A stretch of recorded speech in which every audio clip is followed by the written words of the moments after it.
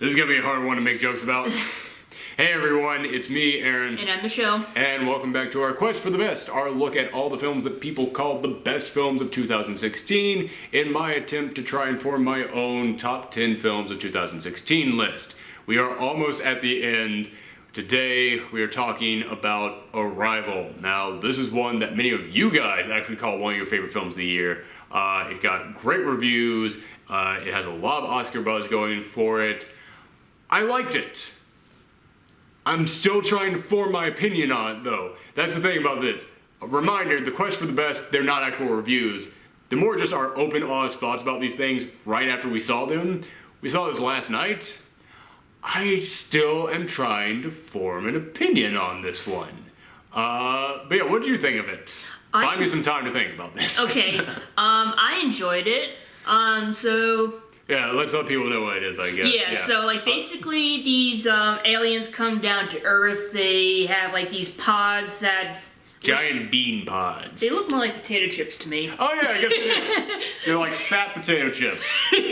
Yeah. Pringles. We're making this as... The mothership is just a giant Pringles can and the chips just float out. The chips try and go back up there. It's like, no, someone put giant tennis balls in there now. Am I the only person who did that? Who, when they lost their tennis balls, they just used an old Pringles can? No, it's like... I was the most hillbilly tennis player of all time.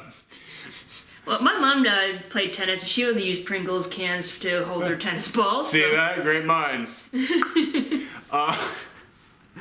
Anywho, so yeah, these giant spaceships come down. They come down in 12 different places all across the globe. They have no idea why they're in these places. Like, there's a great moment in which Jeremy Renner, who's the scientist in this film, says, yeah, the only connection we can find is that these have the lowest amount of lightning strikes, except for this one case, so it doesn't really count. But also, back in 1980, this one musician had a hit song in all these locations at the same time. I was like, I love that those are the only explanations they could find for this. But basically, this is the thinking man sci-fi film. Mm-hmm. This could not be more the polar opposite of Independence Day.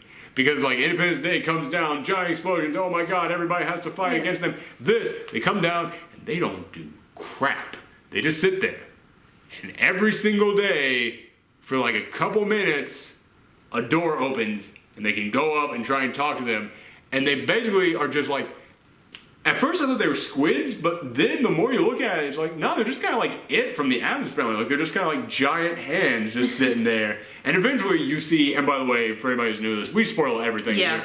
Eventually you do see all of them, and it's like, this is just the base. It goes up into like a giant... Yeah, like a giant figure with like 7 little legs spindling around and everything. But it's not even like evenly spaced legs. I mean, it is like just like literally like a hand, like a body on a giant hand with 7 fingers. Yeah, and the body is nothing. It's like just a black, like, statue. Like, if you've ever been to the museum and seen like those old carvings that you see made out of like... coal or ivory or just any kind of like solid colored material in which there are like no facial features but still kind of in the shape of a human, that's what these look like. But basically they decide, alright, well, they're not attacking us. We need someone to try and communicate with them. So they go to Amy Adams' character, Louise? What was that? Louise, I think it was called? Mm-hmm. Yeah, Louise. But they go to Amy Adams' character, who is one of the best linguists in the world. Like, she can speak a ton of languages, and she studies languages. She learns how they're deconstructed, how we form language. And she used to work for the military. Yeah, so she's like, okay, you're our go-to person. We need you to try and figure out how to talk to them. And that's what this film is. It's her, the linguist, and Jeremy Renner, who is the scientist, just trying to figure out how to talk to these aliens. And that's the whole film up until a point. And I'll get to that in a second. Yeah. But I gotta say, this, like, everybody's told me this is the thinking man sci-fi film. It is. Because it really is, A, what would really happen if aliens came down? Mm-hmm. And they didn't just start attacking. We wouldn't be dumb enough to start attacking too. Someone would try and communicate. But how do you communicate when you can't talk? It's like, I've never seen a sci-fi film go, let's get a linguist to try and discover their language. And like, Right. that's pretty awesome. Yes. And like, the way that she breaks this stuff down, like, there comes a moment in which Forrest Whitaker, who is the general in charge of all of this, and he's the one who came and got her, and he's the one who was like their connection between the White House and them, he says, listen, my superiors, they don't care if you're trying to teach them these words. Like, you're trying to teach them the word walk. Why does that affect us at all? We need to know why they're here on Earth. And then she just writes down on the blackboard, what is your purpose on Earth? And she, like, breaks down just, like, the word what. She breaks down, it was your. She breaks down the word your and goes, here is how many things we have to make them understand about Right. our language before we can get to the word your. And I was like, holy cow, the English language is crazy. Yeah. But also, like, just the study of language is intense. Like, I guarantee you, this film convinced at least a couple of college kids out there to go, I want to change my major. I want to start studying languages. Did you learn any languages in school? I studied Spanish for 12 years, can't speak a word of it. I studied it from, like, because in my school we started teaching it at kindergarten. And I studied it all the way up until the 10th grade, which is the furthest I had to study it. I couldn't pick it up. Like, I don't know why, I just could not pick it up. And then when I got to college, you had to pass level 2 of Spanish. No, you had to pass level 3 of Spanish in order to clear it for my major. And you just had to do any foreign language, but I had never attempted any other foreign language. So I was like, dude, if I couldn't get Spanish, how am I going to pick up something else this far? And so I just stuck with Spanish, and I have no shame in saying this, I brown-nosed my way to this. Like, this was the advice that someone gave me, and it absolutely worked. As long as you can let the teacher know you're trying. In college, it counts. Because in college, at least at many universities, this isn't true for every university, and it isn't true if the teacher has tenure, because then they can do whatever they want, but at a high school, if 50% of the students fail, it's the kid's fault. In a college, if 50% of the students fail, it's the teacher's fault.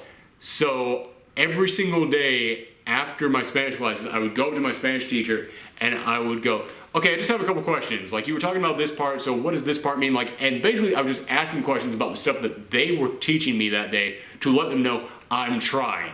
I paid attention, I know what you were talking about, I'm asking questions, just help me out on this. And I got like B's in those classes, and I was like, I know I flunked those tests, I know I didn't do well, but they were just like, at the end of the year when they were like, oh yeah, I know that guy, he asked me questions every single day, he was a good guy. I'll give him a couple extra bonus points. So that's how I was able to pass that. But then after college, I tried to go to Japan to on a teaching program, and I had to learn Japanese for that. Holy cow, is Japanese easier. Like, I picked up Japanese pretty easily. Like, I've forgotten it over the years. But, like, there was a good, like, 2 years where I could actually speak a little fluent Japanese. I've forgotten almost all of it, but it's like, it was really cool going, Spanish is so totally different from English, and English is so totally different from Japanese. So, yeah, to answer your question, I have studied Spanish. Yes. Because, like, this actually, like, makes you realize just how fascinating and complex language is. Like, there's certain, you have to, like, say things in a specific way, or, like, or there are certain, like, titles you have to give to people, or, and it's like, what you write and what you say are different. That was a really cool part, because Yes. like they were saying that one of the biggest breakthroughs that they had was that there's no correlation between what the aliens were writing and what they were saying. Like, what sounds were coming out of them did not match up with the things that were coming up on that they were actually writing down. I was like, okay, so that's actually kind of a cool thing to understand, that this race communicates completely differently, or like they basically, for anybody who hasn't seen the film, the way that they communicate is by creating like a giant circle of ink floating in the air, but then there'd be like different blotches all along the circle. Basically like a coffee stain. It does. It kind of looks like a coffee stain. Yeah, like a coffee stain on a napkin. Yeah. But they would be like, okay, that's an entire sentence. Depending on where the splotch is, what splotch it is, and it's like, there's a moment in which like they wrote the same thing back, but there's a little twirl on. She was like, well, okay, that must be like a question mark or something. It's like, wow, she is really smart figuring this stuff out. So that's pretty much the majority of the film. And you might be saying, well, that doesn't sound very interesting. This thing is shot so well. Like, this thing is shot gorgeously. Like, just them entering into this giant ship and the gravity slowly shifts and switches them as they're going into it. Like, I've been suffering from dizzy spells over the past couple of days. I don't know why, but that's a whole different thing. But as we were watching this, when they started going in there and like, everything started twisting, I was like, oh God. Oh God. But yeah, so I mean, this thing is shot wonderfully. The music is like, this music puts like the Inception horn to shame. Yes. It made me think a lesser film would have just used the Inception horn. This, it is very low sounds the entire time, but it's very effective. Yeah, like very alien-like, which Very is the much. whole point. There are times in which you can't tell if it's the music or the aliens talking, and I think that was totally the point of this. Yeah. So yeah, everything works incredibly well. But another thing that works so well to me is that, as I said, this really feels like a real-world alien invasion story. Like, if aliens came down, how would we react? And the biggest threat is not the aliens. The biggest threat are people. And that's what made this so cool, because it was like, okay, we got this handled. We're talking to the aliens. We're making progress. They ain't starting anything with us. We ain't starting anything with them. But all it takes is for one nut job out there with their finger on the button to then go, yeah, nah, we're tired of waiting. Aliens, it's you and us time. It's like, the moment that happens, just watching how, like, these 13 nations that had come together just start breaking down. It's like, well, if they're not going to do it, we're not going to do it. And, like, well, they're not. It's like, well, how are we going to work without those two? Well, I'm not doing it either. And, like, everything just starts shutting down. And it's like, this is one of the biggest crises that this planet has ever faced. And only can we get through this if we work together. So the moment that, like, somebody starts going, well, I'm going to go ahead and attack them, it's like, okay, well, then nothing is working now. How do we repair all of this? And also it's like, you freaking idiot. Do not understand, if you start attacking, how many things you're just going to screw up. Like, you are going to flub up everything on every level if you start doing this, and you're going to gain nothing. And it's like, it really is the sci-fi film for this day and age. Like, with everything going on in the news and all that, like, you can't help but look at this and go, holy cow, they saw the future. They knew that this was the exact sci-fi film to put out today. But like, it's not just like a nut job who has his hand over the button. It's just people who are afraid. Like, you know, it is natural for people to be afraid of things that they do not know and do not understand. So obviously, when, like, there was a scene in this movie that like really spoke to me. It's like when one of the military guys was like talking on the phone and his wife was on the other line, and you can hear her crying, and she's like, oh, what, our daughter's so scared. She's like, Mommy, when are the monsters gonna eat us and everything? And he's just on the other side, like, it's okay, but you know that He doesn't know. You know he doesn't know. Yeah, and that's the thing. The best way I can describe this is it's the Cold War of aliens. Yeah. Because it is all just like, everything could come tumbling down at any second if anybody screws this up on either side, and everybody doesn't know what's going on. That is what is so terrifying about this. It's not they're attacking, because if they're attacking, then we have to start attacking back, and then who knows what's going to happen with that, but we know what we have to do in response. This, nobody knows what to do. Everybody is just trying to figure it out, and if we make one wrong move, everything goes down the drain. That's what made this so effective. Yes. That's what made it so great. And I was really enjoying this up until the third act. And this is the thing that has divided so many people on this film. There are a lot of people who think that it's genius, a lot of people who think it's stupid. I'm right in the middle. It's like, I don't know how I feel about this. Basically, what happens is it gets to that point in which it's like, all right, China is going to attack. And if they attack, then Russia is going to attack. And who knows what's going to happen. It could lead to these aliens dying. It could lead to them attacking back. It could lead to an entire world war breaking out. Who knows what's going to happen. And they have been trying, and the reason why they're going to do this is because they finally asked the aliens, what is your purpose on Earth? And they said to deliver a weapon. And they had to then discuss, like, I don't think they know, well, hold on, they said weapon, but they might mean technology. It could mean the same thing. They don't know how to communicate with us. They could be getting the word wrong. We could be getting the word wrong. But that was enough to make countries start getting ready to attack. Like, the timer is ticking down on this. And so at the end of it, one of the aliens shoots out like 1,000 miniature messages all at once. Mm-hmm. And Amy Adams is trying to figure out what this means. And they start like looking into it, and like they see a couple of these little symbols that say time. So they're like, okay, could this be like the formula for faster than light travel? Like, what are they trying to give us? And how is this a weapon? How is it technology? What does this mean? And then Amy Adams finally goes back into the pod by herself, actually communicates directly with one of the aliens, and the alien basically says, you have the technology, he says, you have the weapon. We gave you the weapon, use the weapon.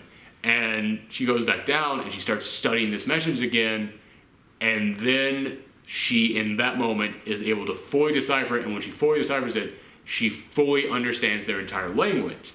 And she says, this race of aliens does not see time linearly. They see time circularly. They see it all happening at once. They see all of time all at once. And the moment she understands their language, she can then understand all of time all at once. And that's when she goes, and she suddenly gets a vision in the future of this big like peace banquet, and the Chinese general who is going to attack the aliens, he comes up to her at this banquet in the future and says, I will never forget the day that you called me on my personal number and told me these words that got me to stop my attack. Because of you, you saved the world. By the way, here's my personal number, you can see it again, and these are the exact messages that you gave me. And then she grabs a phone, calls him up on his personal message, and gives him those words that gets him to stop attacking.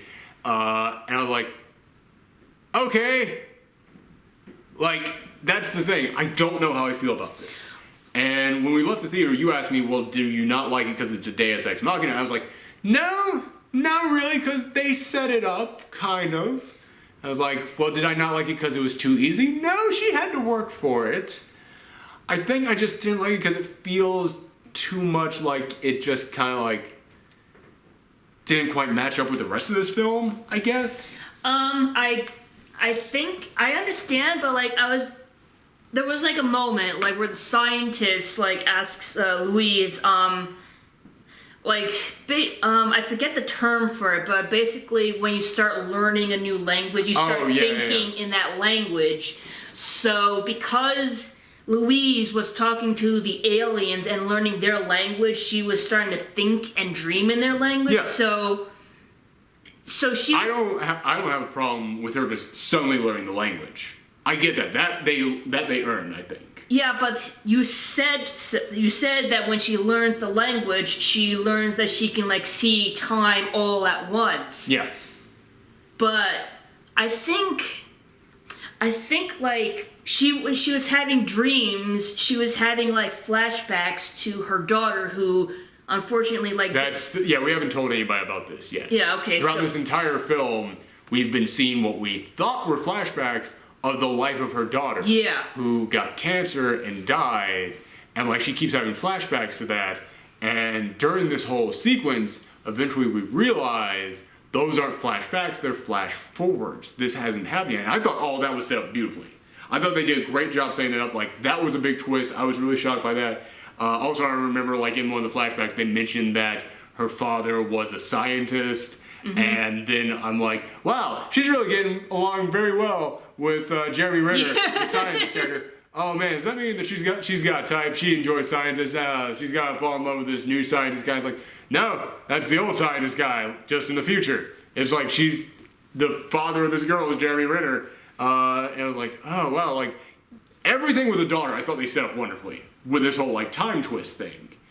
It's more just the fact that, like, I wasn't expecting time travel visions to suddenly come to this film. But that was time travel visions. The flashbacks, this flashbacks and everything. I know, yeah. And she was able to like do that because she was learning the alien language, which does not have a linear time. It's like it's like we mentioned before, like the written language is like a circle, like, and they mentioned that it doesn't like go in one way, it goes in another way, it goes many ways, and they were able to translate it because thanks to their friends who know Arabic, which is not linear. I don't know Arabic, so I'm sorry if I get that wrong, but basically it helps them like realize that it's not linear and neither is the time, and so they were able to like make that connection.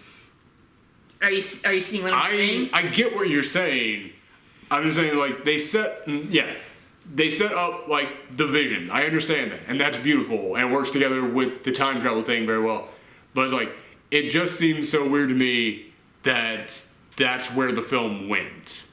Like, that, I think, is the thing with me, because, like, yes, when you look back at it, it's one of those things where when you look back at it, it's like, okay, the flashbacks being flash forwards was beautiful, it works together with that incredibly well. It's just one of those things which was like, oh, now we're doing time travel. Okay. I don't know if it's time travel. Well, I know it's not, but it's being able to perceive all the time. I'm just using time travel because that's a shorter way of saying it. Okay. But yeah, it's just one of those things where it's like, wasn't expecting that to suddenly pop up in this film. It'd be okay then, so like, what would you expect? Just because I don't have the answer doesn't mean that I can't have problems with what they gave me. Listen, I don't know how this would have been solved otherwise. But that doesn't mean that I can't point at this and go like, alright, and again, not saying it's bad, just saying it kind of left me kind of hollow, I guess. Because it's not like I was upset, like, well, that was lazy. I was like, no, it wasn't really lazy, just wasn't really rewarding. It wasn't like, oh my goodness, that's how it works. I understand. It was just kind of like, oh, okay, sure, I guess that's acceptable. Cool. It's like almost like if throughout an entire meal you just keep getting set up like, oh my gosh, what's the dessert going to be like? Oh my goodness, oh man, I've seen so many different things that could be on the dessert menu. And then they go, we're gonna bring you out something special, something you did not see coming at all. And then they bring you out carrot cake. And I was like, well, carrot cake's cool. I like carrot cake. Wasn't what I was expecting you to bring out. You kind of made it seem like it was going to be something a little bit bigger. But at the same time, kind of a nice carrot cake, I guess. I enjoy carrot cake. Sure. And I mean, I guess there were carrots on the menu, so I guess I really should have seen that coming. Alright. Let's just enjoy the carrot cake, sure. That's what I give this movie. In my reviews, I've started comparing everything to food. This movie gets a big old carrot cake. I like carrot cake, by the way, just to let everybody know. I know a lot of people will crap on carrot cake, but I'm like, I like carrot cake. Carrot cake is pretty dope. But wasn't what I was expecting from this. So, yeah, it's more just like, okay, I guess it works. It's an ending that works. Just was kind of hoping for an ending that would like blow me away. And like the flashback thing blows me away. So that works. I think it's just how they have that resolve the world's about to explode on itself thing. That's what I think it is. That's like, she's able to stop all this because now she can suddenly see the future. I think that's what it is. Like, if it had just been like I now see time linearly, and like they made this more of like a personal story, and then it gets revealed, and the big reveal was that the flashbacks have been the flash forwards, and that was the big thing that happened. I think I would have been really satisfied with that.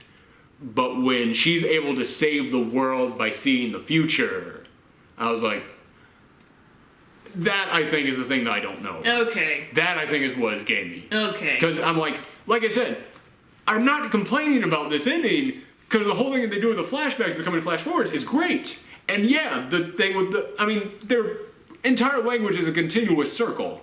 It makes sense to me that it would have something to do with like nothing being linear, and they do point out it's the symbol for time, so I mean they set everything up, it's not a Deus Ex Machina that comes out of nowhere, but if this had been more of like a personal story, and at the end of all this, like before like China and Russia attacked them, the aliens had just gone, finally someone has cracked it. now you can go out there with this knowledge. It's our gift to you. Do what you need. And then they fly off before any of this happens. And then the world governments just kind of go like, okay, well, I guess we have to now like deal with what just happened and try and figure it out. And like, Jeremy Renner's like, what did they say to you? And there's like, they told me that I have to make a decision. And then she gets all the flashbacks that we've been seeing throughout this entire film. And she has to decide, do I live with the good even though I know the bad is coming? And then at the end, she still decides to hook up with Jeremy Renner. No one's like, you know what? Even though bad times are here, the good times will make up for all that. It's like, this was more of a personal story. This is more of the personal story of someone dealing with what do you do when you know that bad times will come from goods. Then it would have been like, you know what? This was a great personal story that you used an alien invasion story to tell. But when it becomes she saves the whole world because of this, I think that's what my problem is. Oh. I think that then it becomes like, oh, so that's how you fix it. Because, yeah, like I said, it's not that I had a problem with the time travel thing because they do set it up and it makes the flashback thing beautiful. I just realized that's my problem. It's that she saves the world with this thing. And I was like, that seems real easy to me. But I don't even want to say it seems real easy because it's like she had to work for it. It's not like she just went, I know the secret now, and then, yay, everything's happened. Like, she had to get that phone. She had to escape from them. Then, like, she almost got shot because of all this. It's like, she still had to work for all this, but it was like, I don't know. It seemed like you were telling, like, a really, like, this is what it is. I just realized. My problem is that this was the most realistic look at an alien invasion story I could see. This was a great, like, Cold War kind of alien invasion story, in that it's like, okay, anything could fall apart at any moment. And the way that they resolve it all was in a, like, oh, I don't think that would ever happen kind of way. I think that's what my problem is. Okay. See, I knew if I just kept talking, I'd eventually figure this out. I went on my own personal journey. This whole review was non-linear. Came all the way back around to the beginning. Anything else you want to add? No, I mean, I enjoyed it, and I understand why you had issues with it, but I'm glad you also enjoyed it. I still think this is a damn good movie. Mm-hmm. Just that one thing about the ending left me kind of going, oh, okay, all right, I guess, sure. But there is still a lot of good to other parts of the ending, and pretty much everything before that is fantastic. But if you saw Arrival, let us know in the comments down below what you thought about, and if you want to end up seeing what my 10 favorite films of the year are going to be, then make sure that you click that subscribe button because we're going to be putting that up next week, as well as the last couple films in our quest for the best, as well as the last couple films in the gauntlet of garbage, our look at the worst films of 2016. So thanks for tuning in, everyone. Come back later. Bye.